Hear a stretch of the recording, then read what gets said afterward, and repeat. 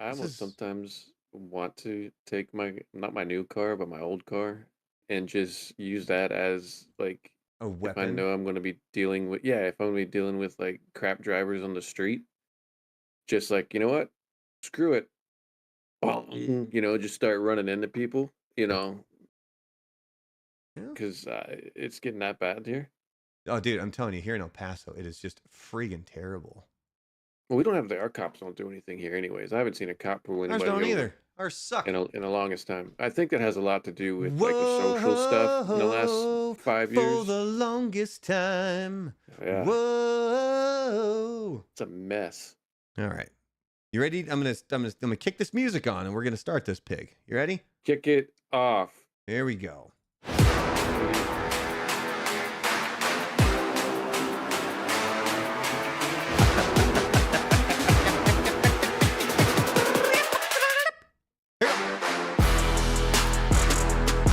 All right. All right. Here we go. Ladies and gentlemen, boys and girls, children of all ages. Little mix up. Yeah. Obviously, we wanted to do the live stream last week, and I wasn't going to be streaming tonight because my mom is in town. So we are going to make this short. Couldn't live stream last week because I was sick. I'm still getting over being sick. It's been like a week and a half now, and it's been freaking brutal. Obviously, as you can tell, big LAN. Although it's not lined up. Let me. Yeah, shit. See my nostrils. Look at that. I can make them look bigger. Yeah. Mm, mm, mm, Hold on here. Hold on, everybody. There we go. I'll cover it up. All right, so yeah, Lance out sick, so he wasn't able to make it. So we actually are pushing back then Dragon Ball Z. So we were going to cover that in today's live stream, but that ain't going to happen. So tonight we are going to be covering Al Pacino. We will do an Al Pacino movie draft. We're going to cover ABC's Dinosaurs. And Avengers. We're doing kind of a combo platter of Infinity War and Endgame. So we're going to be covering all of that stuff. Because I know nothing about Dragon Ball Z. Yeah, so we put a pin in that so we can discuss that because Alan is the big Dragon Ball Z fan.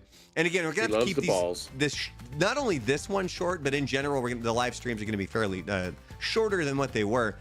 But we definitely got to keep it short tonight. A, because my mom is in town and I'd like to spend some time with her. But B, also, I don't know if my voice can actually survive that long. Know what I mean, Vern? It's like a game. Let's see how long the voice lasts. All right, Frank, are you ready, my man, to just get this thing going? By the way, born ready. Really quick, you will notice we're not discussing the YouTube polls anymore. I am still putting them up, and I've actually started putting up quizzes up on YouTube. I can tell it's going to be a rough one. So hold on here. Let's get this pig rolling. We're going to get the... Oh, wait, is there a pig noise? Frank is currently looking for a pig noise. Nope, no pig noise. But like I was mentioning, I'm not covering the YouTube polls or the YouTube questions on the live streams much anymore, except for this specific one, because this actual topic that we're getting into has to do with Fruit of the Loom. So my question for you, Frank, which one of these logos is correct? You know, I saw your thing on the socials, and I sat there and thought, it was like, you know what? I never paid attention to that crap to know which one is wrong or which one is right. So I think I remember people talking about this though. So I think the one on the right without the horn is the actual logo, and the other one is the not so actual logo. Yep, the one on the right without the cornucopia is the correct logo, and this is a Mandela effect. So I put up on YouTube, does the Fruit of the Loom logo have a cornucopia in it, was the question. 54% of people guessed yes. The answer is technically no. And we're going to get into more of the research, but one person even wrote in there, well, it did, and several people have posted it, so change the answer because you're wrong, bruh. Bruh. So Fruit of the Looms You surfer? Fruit of the Loom, they actually wrote a post back in 2023 confirming the Mandela, and this is what the post said, quote, "The Mandela effect is real. The cornucopia in our logo is not." There you go. Now, this is an actual still. I remember that commercial. It's a screenshot from one of the Fruit of the Loom commercials. You'll notice there is no cornucopia right here. And these are back from the 80s. It's like a packet of cocaine. You'll notice this one here, no cornucopia as well. And then the company even posted a timeline of their logos on the website, showing that there has never actually been any sort of a cornucopia. Yeah, so take that, bruh. Well, and here's the thing. I find it interesting that people are willing to agree with a random picture online so easily. When for me, I got a feeling that some of these images of people posting, I think I've got, yeah, so there's one where somebody actually has a Fruit of the Loom that shows the cornucopia. Oh, it's bootleg. That's my thought. That's bootleg. Is that I'm wondering if this is a knockoff. Yeah. And so it does have the cornucopia. But the thing that's really mind-blowing here, keep away from fire, by the way. Valuate, by the way. Thing that was really definitely bootleg. the thing that was really mind-blowing with a lot of this stuff is the fact that there are people who remember having conversations with their parents in the 80s about what the hell that thing was. Really? At least that's what they're posting about online. Again, it's the internet. So you got to take it with a gigantic grain of salt. But to answer the question, does the Fruit of the Loom logo have a cornucopia? The technical answer is no. The company says it's not. They have posted multiple pictures that show it's not. The big selling point to me was going and looking on YouTube and finding all these commercials from the 80s. And none of them have the cornucopia in it. None of them do. So if you're seeing images of people that have clothes with the Fruit of the Loom logo, I'm calling bull honky on. Oh yeah, they're made in Taiwan or they're made in the Philippines. I mean, to be completely honest, I think Fruit of the Loom is still made in Taiwan. It's just the bootleg. They're made at the shop around the corner. From exactly. The sweatshop. Exactly. I was gonna say, like, I remember that commercial where the guys who come in the giant fruit outfits. Yep. You had the apple, the grapes, and then whatever. And then the only other underwear commercials I remember was BVDs, because you had the twist. Yeah, this was the apple. And shout in my BVDs. And then I think Hanes, when like Michael Jordan was wearing them. Yep, I remember those. And those were the only 3 underwear commercials I can remember. The ones, the underwear that I remember like currently is the Duluth Trading. Oh yeah, those with like you had like that. By the way, those are good underwear. I've had those before. They're expensive, but they're amazing. Although I'm all bamboo now. I just, it's like, not to give too much information away, but I wear boxers, and like, you know, I get like my mom gets me like a packet of boxers like every Christmas because they leave room for the bulls. What does Kramer says? They're out there and they're enjoying it or whatever. And they're loving every minute of it. But it's like I don't spend a lot. I think I've had the same boxers for the last 5 years. They've stayed.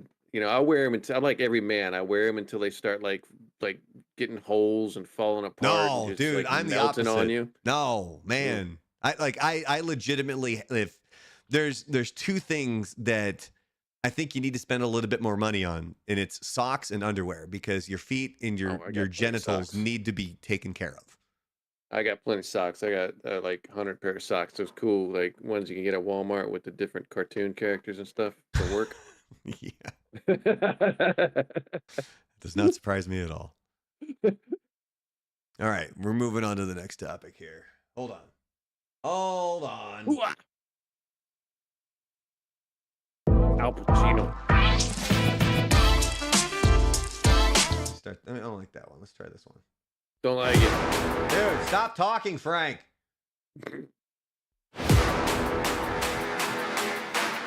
We are talking about Al Pacino. You got an Al Pacino impression in you, Frank? You got a Your microphone started to cut out there, unfortunately. There's that one, and I remember Oh God, the Devil's Advocate. I'm a fan of man. Well, he was born on April 25th, 1940. So it's time to play some fact or fiction. Essentially, I have some statements here. Frank is going to have to guess whether or not that statement is a fact or if it is fiction. And then at the end of this, we are going to do an Al Pacino movie draft. Obviously, you can tell Alan not actually here tonight. So what we're going to do is Frank will go first. Well, actually, I take it back. If Frank can get 4 points, because there's 7 total facts. If he can get 4 of them right, Frank gets to go first, and then me, and then AI will actually choose third. So first fact here, Frank. Yeah. Fact or fiction, Al Pacino was the studio's first choice to play Michael Corleone in The Godfather. That is fiction. You are correct, sir. 1 point down. The studio didn't want Pacino at all. They thought he was too short, too unknown, and not Italian enough. He's actually Italian-American on his mother's side. They pushed for Robert Redford, Ryan O'Neal, or even Warren Beatty. Director Francis Ford Coppola fought for Pacino and eventually won, but only after filming had already started. Yeah. Put him in the corner. Put the studio in the corner. Next up.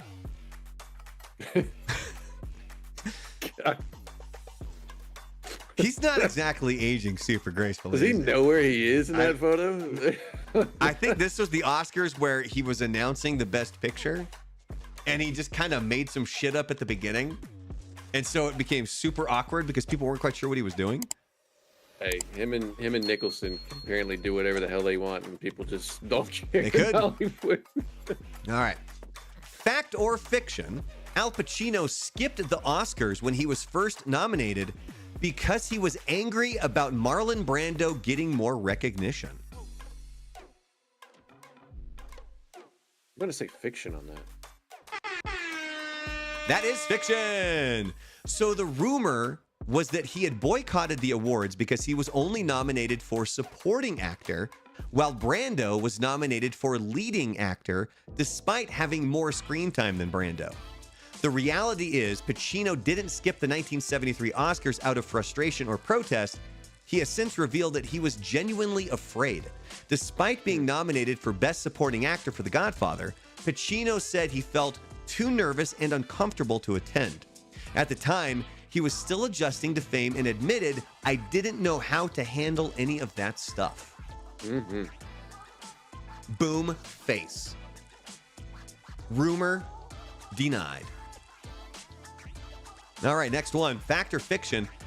He went completely method while filming Scarface, including learning how to snort cocaine. I'm going to go fact. No, that one is fiction. Pacino did go deep into the role for Tony Montana, but he didn't actually snort cocaine. They used powdered milk or baby laxative on set. He did spend time around Cuban immigrants and drug experts and even burned his nasal passages from fake drugs. So maybe there's a little bit of fact in there if he's going to that extent. His performance was so intense, some critics originally panned it as cartoonish, and now it's iconic. Again, kind of like The Godfather, I don't get the appeal of Scarface. I don't. It's a good movie. I mean, I can sit through it. I've watched it. I've never finished The Godfather. But I don't know. Maybe I'm just terrible at movie taste. He said it. Fact or fiction, Al Pacino turned down a role in the original Star Wars. That is true. Fact. You are correct. He was offered the role of Han Solo, but turned it down because he did not understand the script. Mm-hmm. He later joked, "I gave Harrison Ford a career." Pacino has turned down a lot of roles that ended up becoming massive. Pretty Woman, Die Hard, and Kramer versus Kramer. Yeah, but when you look back at him, you really can't see him playing those particular roles. Yeah, I mean, and there's a lot of ones where you kind of hear about the people that were up for the roles, and then you're like, yeah, I understand why they didn't go that route, and I'm glad that they didn't go that route. Mm-hmm. Next up, fact or fiction, his iconic hoo-ah from Scent of a Woman was based on a real blind veteran?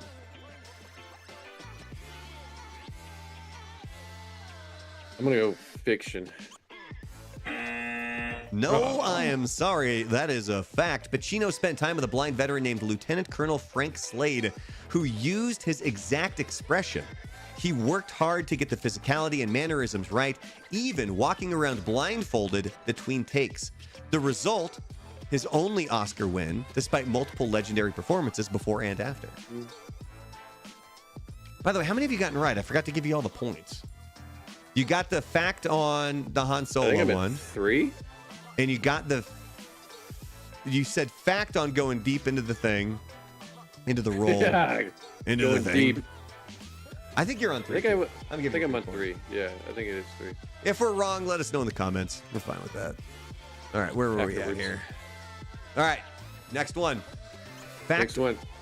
Fact or fiction? Al Pacino and Robert De Niro did not appear in the same scene together until Heat in 1995. That's true. That's a fact.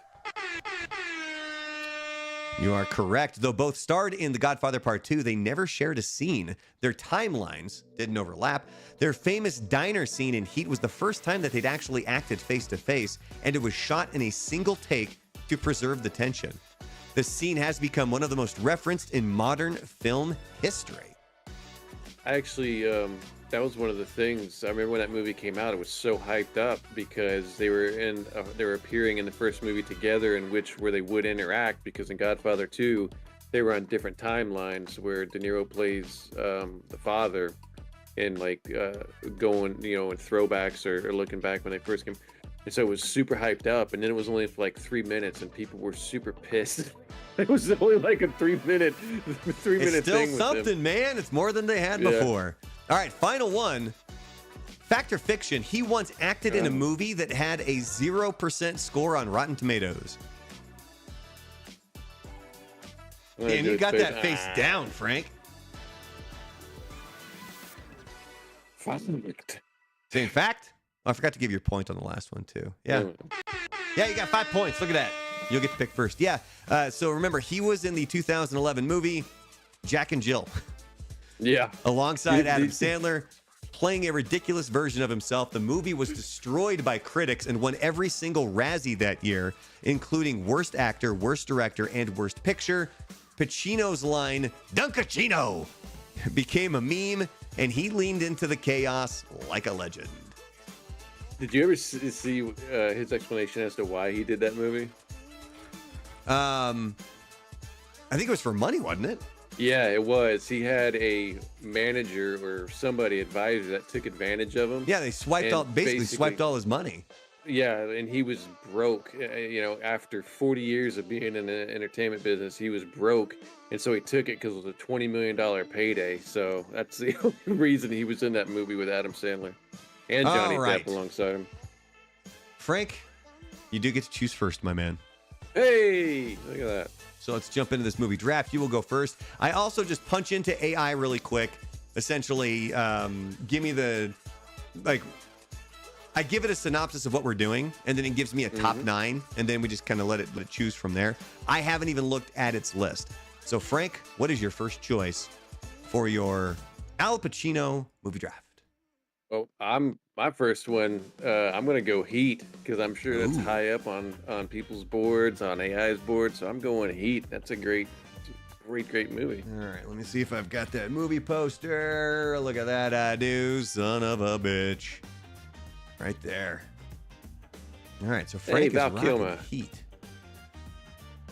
Not the Miami Heat. They can go suck it. Yeah. All right. Well, I know I'm going to need to download this one Download it. because I'm going a little more old school with mine.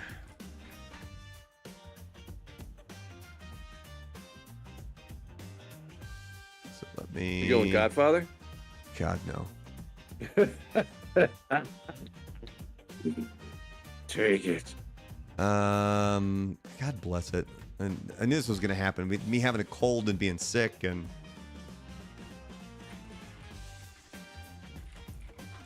Is it gonna sound fluey? it's not going to sound fluey, but just pain in the ass. No, my first pick, Dog Day Afternoon. Yeah. Attica. Attica. All right, next up, we're going to move over to what ChatGPT has to say. Oh, God. Yeah, of course. Jesus. He goes Godfather. ChatGPT, I swear to God, it is Godfather 1 and 2 are its first two choices. Yeah. So it's going Godfather. It insists upon itself. Good job, Chat GPT. All right, so it's going Godfather 1, Godfather 2. Coming back to me, again, I am going to choose to go a little bit old school on mine. All right. What do you think I'm going with? Godfather 3. Yes, the Godfather 3. No, I will actually be rocking and rolling with Serpico. All right. Pacino and his beard look. That's what you dig. Yeah. All right. All right. You got back to back here, Frank. What are your next two choices for Al Pacino movie draft? So my next one, I'm gonna go Donnie Brasco. Oh, good pick. Good pick. Love the Donnie Brasco. Love him in Donnie Brasco. Oh, I thought I had that one. I guess I don't. Oh, gotcha. Well, I don't really download them anymore, so. At least I haven't in a while because it's a friggin' chore, dude. Which of course makes this flow so smoothly. For me personally, the scene in Donnie Brasco of the Forget About It is one of my favorite scenes. It's just I love it. All right, Donnie Brasco, number 2. What's your third pick for your movie draft? Oh, okay. Man, I got two that I'm tossed up between because one of them I loved as a kid, but I don't think really people love that movie. Well, it doesn't matter. It's your choice, man. It's what you want. Yeah, I know. Well, both of them are. You like want right Any there. Given Sunday? No. Dick Tracy. I know. Yeah. Are you serious? One of them, Dick Tracy? Yeah, I do love Dick Tracy movie, but it's like at the same time I also love Carlito's Way. Like they're at the same level with me. Yeah, screw it. I'm going with Dick Tracy. Yeah, I just love Dick Tracy. that I kid. just love Dick Tracy too much. Oh, that's amazing. That was Man, I'm telling you, as a kid, the toys, the fact that they essentially created all of those characters with just prosthetic makeup, it was amazing. And making me uncomfortable next to my mom watching the movie when Madonna shows her Smoking boobs. hot Madonna. Showing her boobs and then me going, I don't know if I'm supposed to be seeing this. My pants got tight. Like, what's going on down there? Yeah, I don't think people really realize what how big of a deal that was for kids our age back then. Oh, it was such a good movie. All right. Well, I'm glad you brought this movie up. I'm not choosing it, however. Chat TBT will. You might go Godfather 3. And it might. It's already halfway there. No, because mine is more of a just a true personal pick. I know there's a lot of people that don't necessarily like this movie. It's not to say that it gets like panned, that people just hate it, but I don't think it's considered one of his best because it was when he kind of became almost a cartoony version of himself. But I'm going to go with Devil's Advocate. Yeah, him and Keanu Reeves. Yeah, him and Neo, buddy. They filmed, I think, like a portion of that in Gainesville. Stupid. I thoroughly loved this movie, but I know there's not a lot of people that don't. But all right, and then we're going to go to AI. What do you Gainesville can suck it. What do you think AI went with? Godfather 3. You think it went with Godfather 3? I think it went right down the line. Or whatever. Well, wait, then no, it'll probably go with the next highest rated, so it's got to be Carlito's Way, right? Not necessarily. Because I specifically put in the chat with ChatGPT, don't just go based on ranking order. Like, don't just go based on Rotten Tomatoes. Like, try to, it probably still is doing that. But that's not, I'm trying to avoid having it do that, but it did go with, nope, not Scary Movie 2. Hey, it was Scary Movie. He was in that movie. It went with Scarface. There you go. So it's Godfather 1, Godfather 2. and I was Scarface. saying, man, I didn't realize Pacino was Now, in scary movies. when I put this post up, I guarantee people are going to pick AIs because it's going to be Godfather, Godfather 2, and Scarface. Oh, yeah. And we can just sit back and say, you overrated sons of bitches, shut the hell up. I heard you say you guys agreed with Skynet. Now it's coming to kill you. Yep. Congratulations. It was a test. Knocked it out You of the park. failed. All right, so our triple features, Frank actually has Heat, Donnie Brasco, and Dick Tracy. I have Dog Day Afternoon, Serpico, and Devil's Advocate. And then AI, ChatGPT, went Godfather 1, Godfather 2, and then Scarface. Next up. Ooh, ChatGPT. LMNOP. Oops. Forgot I turned the music all the way down. Sucking on the big D. Well, right now we are discussing a classic show. Dinosaurs. Dinosaurs debuted April 26th, 1991.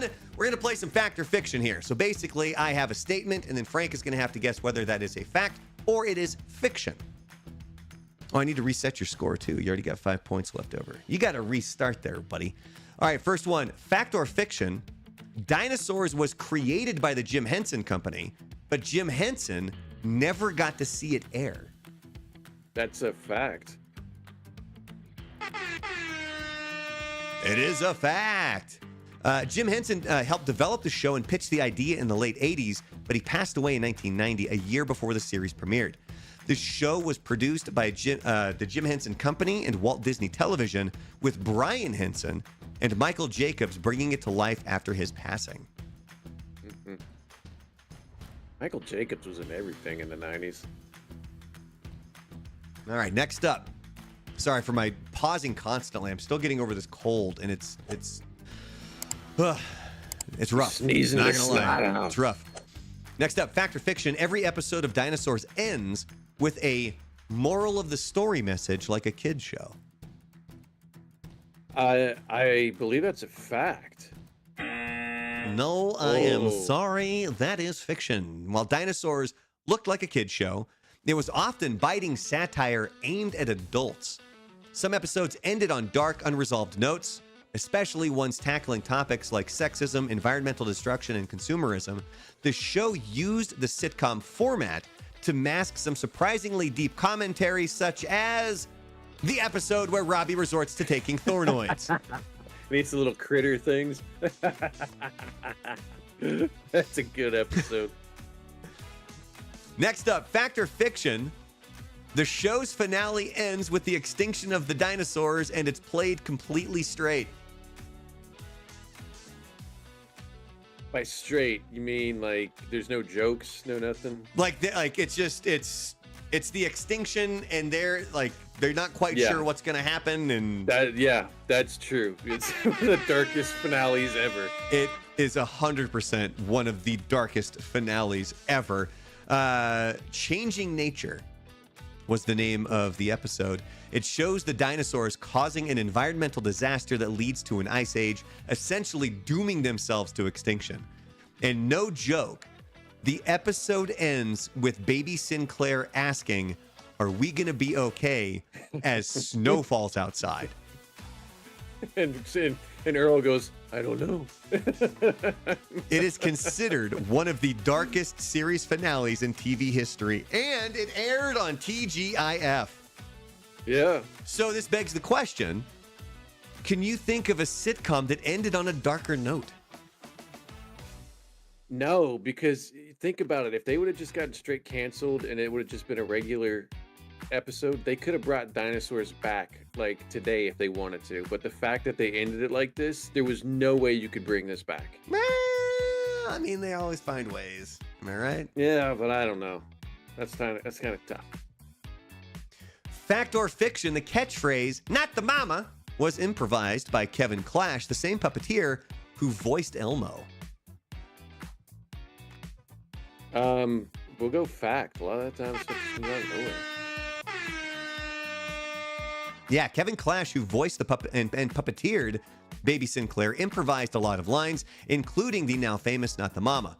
The line became so popular that it was turned into merchandising and even used in commercials. Clash brought the same chaotic toddler energy to Baby Sinclair that he brought to Elmo, just with more violence with Baby Sinclair. Man, think about it. That one year in 1991, you had Urkel everywhere on everything. You had Bart Simpson everywhere on everything. And you had this baby from the Dinosaurs on everything everywhere. You want to talk about just a weird year? Well, and you wonder why we all grew up icon. to be pieces of shit. Yeah, and crackhead babies just running around. Look at our role models. Jesus. What a time to be alive. Next up, fact or fiction, Dinosaurs was originally pitched as a dark, post-apocalyptic sitcom where humans were extinct and the dinosaurs ruled the earth. Fiction? That sounds violent. Fiction, sort of. While the final show, fiction. While the final show leaned into family sitcom tropes, early concept art and internal discussions at the Jim Henson Company did include darker, weirder ideas. One pitch reportedly included a reverse timeline where dinosaurs had survived and humans were gone, with society on the brink of collapse. More sci-fi satire than family comedy. Eventually, Disney and ABC pushed forward with the TGIF-friendly format, but that dark edge stayed, especially in the series finale. Fact or fiction? I was just thinking. Yeah. I was just thinking because remember they do have cavemen in the series. Like they're considered like animals, like running around. Because you had the episode where they make one of the kids the pets and stuff. So I'm guessing they survived the extinction level event. Possibly, you would imagine so.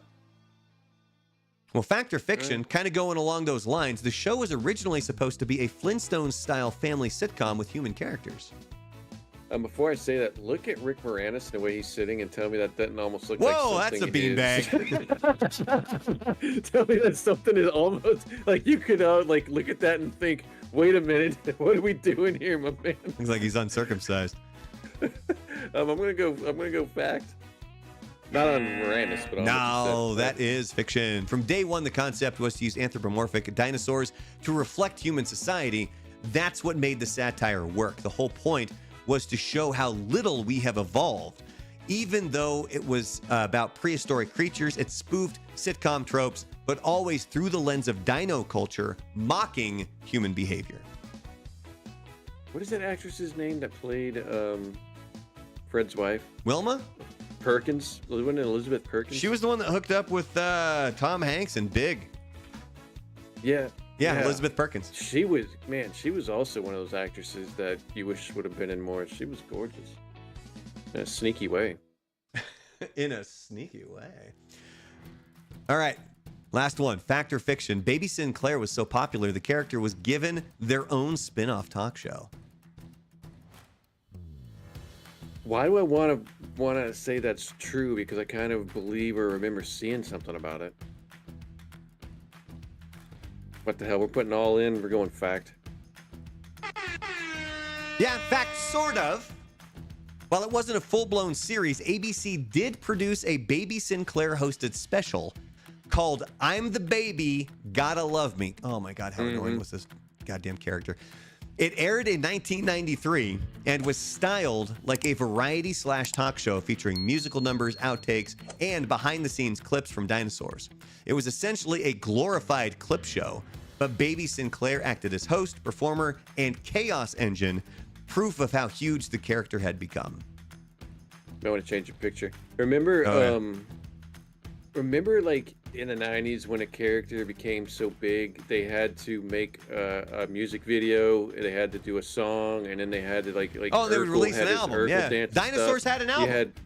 Well, remember his video, the I'm the Baby, Gotta Love Me, when they debuted it at the end of one of their episodes, and like it's like a weird like I'm the baby, gotta love me, I'm the baby. Yeah, there was this a whole album called Dinosaurs Big Songs. Man, we've actually discussed this on the show before. I just remember Simpson singing the blues.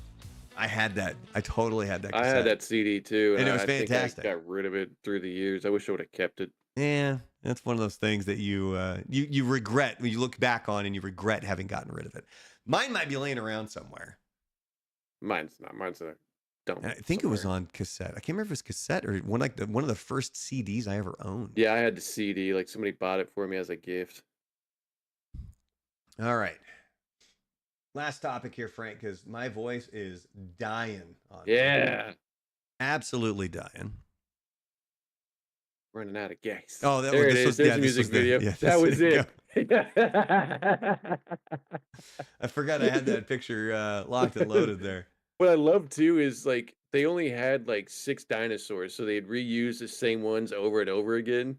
And you would have different, and you would notice and go, wait a minute, wasn't that one the other episode as this? And it was Jason Alexander voiced like so many of the characters. Yeah. on Yeah. that show. George Costanza was one of the dinosaurs, man. All right, here we go. Let's get to that. And fact or fiction, we're doing a little combo platter here with Avengers Infinity War and Endgame, because they both came out basically a year apart. Infinity War was released on April 27th, 2018. Endgame was released on April 26th, 2019. We're going to play some fact or fiction here, where I have a statement, and then Frank has to guess whether or not that statement is fact or it is fiction. Number one. Fiction. Fact or fiction, Tom Holland spoiled the ending of Infinity War before the movie was released. That's fact. I remember seeing that interview. Oh, I forgot to reset your score. Yeah, fact. Tom Holland he has a notorious reputation for dropping spoilers. During the premiere of Infinity War, he was handed a microphone and blurted out, "I'm alive!" assuming that the audience had already seen the movie.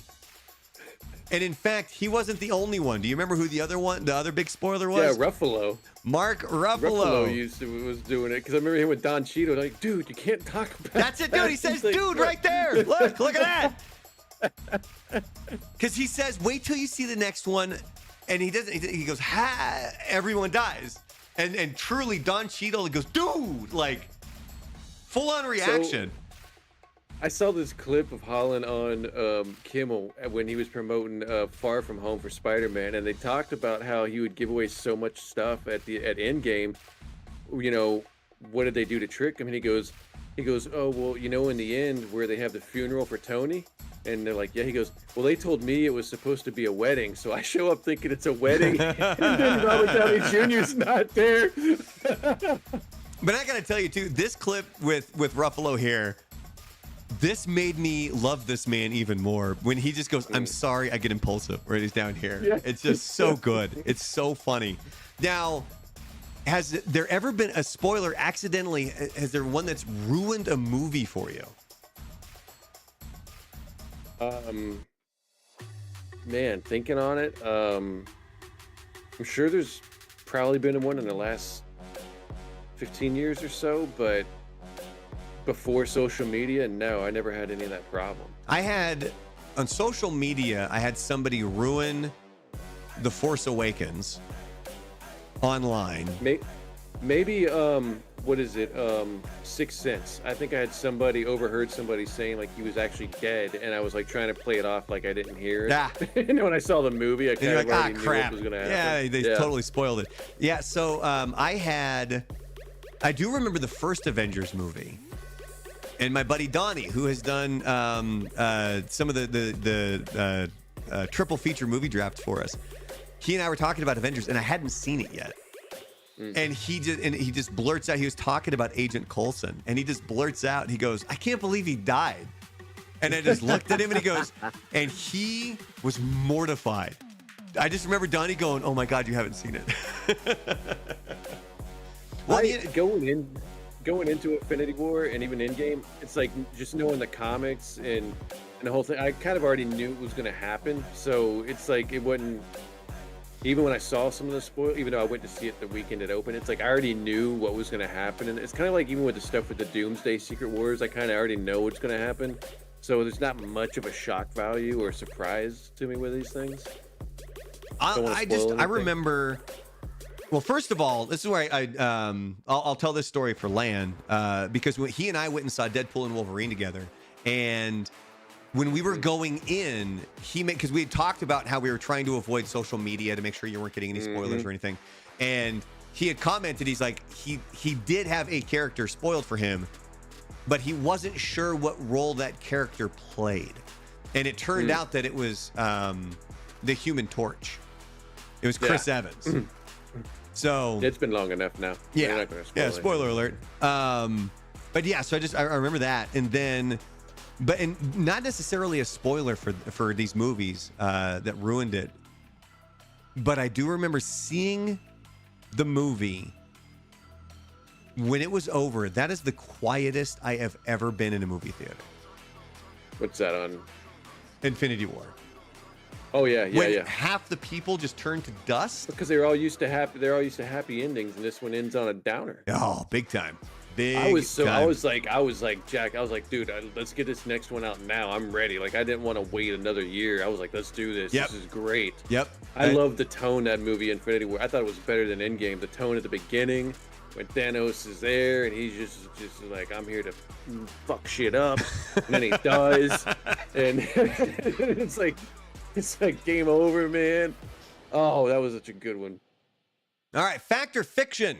The cast filmed both Infinity War and Endgame completely in order so that they would not get confused. That's fiction. That's a big They were old fat overly fiction. confused. Both films were shot out of order over the course of a year, often with actors unsure which movie or timeline they were filming. To keep track, the Russo brothers, the directors, sometimes only gave actors the scenes that they were in with limited context. Mark Ruffalo and Tom Holland especially struggled to keep the timeline straight because they weren't told the full story. Next up, fact or fiction? The America's ass line. You'll notice as I found this online, this is actually a autographed copy. But that line was improvised by Chris Evans. Fact or fiction? It's got to be fact, right? No, fiction. The line was in the script for Endgame by screenwriters Christopher Marcus and Stephen McFeely. McFeely. I'm telling you. Like, when I was doing the research for this, every time I see his name pop up, I'm like, come on, man. You got to be kidding me. But Evans loved it so much, he said he was shocked Marvel approved it, and he delivered it perfectly deadpan. It became one of the most quoted lines in the entire film, showing the MCU could still poke fun at itself. That is America's ass. Fact or fiction, Robert Downey Jr. was the only actor who knew Iron Man would die in Endgame. Well, it's obviously got to be fact because Tom Holland thought he was going to a damn wedding at the end of the movie. No. Most likely fiction. Very few people knew how the movie would end, but Robert Downey Jr. was told early on that Tony Stark would sacrifice himself. He helped shape the emotional weight of the scene, and his I am Iron Man line was added in reshoots after editors felt something was missing. The line was a perfect callback to the very first MCU film, closing the arc full circle. RDJ was told as far back as 2015 that Iron Man would die. It's also believed Tom Holland did know back to 2016 that Iron Man would eventually die as well. Now, whether or not that was in at the end of Endgame, not completely known right there. Did you ever see the outtakes of the stuff that they didn't put in as far as that ending? Like what was shot but they didn't use? Did you ever see those? Bits and pieces. Like where like you have all the heroes that are actually you know, they're there and then they all go down to like a knee, like Tim Tebow. I actually was like, dude, that actually was pretty. They could have used that. That almost brought a damn tear to my eye watching it. I'm telling you, one thing that Disney is missing out on when it comes to things like Avengers, Star Wars movies, the ones where when you see them opening night, you're going to get massive crowd reaction.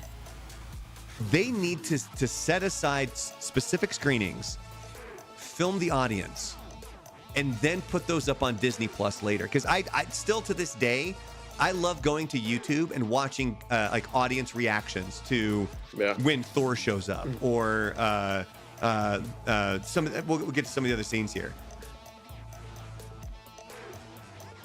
Excuse me. Sorry. Fact or fiction? Thanos was originally supposed to kill all 6 original Avengers. I'm gonna go fiction. It's fiction, although the idea was kind of floated around, but the Russos and Kevin Feige, they thought it was too bleak, and they wanted to leave no legacy characters for closure. So instead, they decided to have the OG6 survive Infinity War to bring the story full circle in Endgame. The deaths or retirements were carefully chosen to balance emotional payoff with narrative purpose.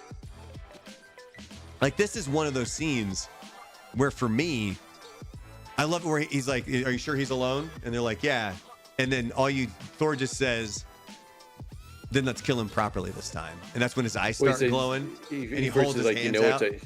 You know it's a trap, and he goes, and Iron Man goes, "Yeah, I don't really much care right now." And he goes, "Good, as long as we agree." Yeah. And then calls him down. And he's like, "Let's kill him properly this time." Got the braided beard now and everything. And he's still got the gut. It's fantastic. All right, next one. Fact or fiction? Brie Larson filmed Endgame before she even shot Captain Marvel. Fiction. No, I'm sorry. That is a fact. Captain Marvel was released first, but Brie Larson shot her Endgame scenes before she ever filmed her solo movie. She had no sense of her character's arc, so the directors and writers had to guide her performance with limited context. It's why her appearance in Endgame feels more like a cameo. Her full power and personality had not been developed yet. Still hasn't. It is not. Hey, She did sing hey in Peter the Parker, second you got movie. something for me? You and your butch cut. Got my spider tingle for you. Fact or fiction? Final one. The final battle scene in Endgame was the most expensive sequence in Marvel history. Oh, it's got to be true. All just the CGI and everything in that. Yeah, you are correct. The giant battle scene featuring nearly every major MCU hero, including Howard the Duck, a full CGI army, and tons of VFX layers, was one of the most technically and financially complex scenes Marvel ever produced. It took months of shooting, hundreds of effects artists, and multiple versions before they landed the final cut. The moment when Avengers assemble is said it was kept secret from some of the cast members until the premiere. And these are the scenes. I'm telling you, this one, or the one that really will get you, is if you go to jump on YouTube and like audience reactions, is the Cap on your left when he's sitting, like Thanos knocks him down. It's after he's already picked up Mjolnir, Tightens it up. and he tightens up the shield, and he's just saying, like, he's like, "I can do this all day," and then you hear the crackle, and then you hear "on your left," and then all of a sudden you see the circle open up, and then whoosh, in comes the Sparkly- Falcon. Ah. The sparkly MCU thing. What does the Deadpool call it? Really strange circle. Yeah, it was great. All right, well, Frank did pretty good right there, and that is some fact or fiction about Avengers Endgame and Infinity War. That's also going to do it for the live stream. I'm dying, man. And his voice. My voice is toast. We're going to be back next week. We're going to cover some more things. We'll get to the Dragon Ball Z topic.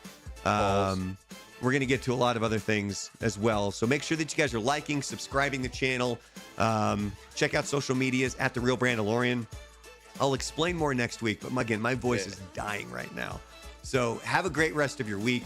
And then we'll see you guys next Wednesday. Hopefully Alan's feeling better too.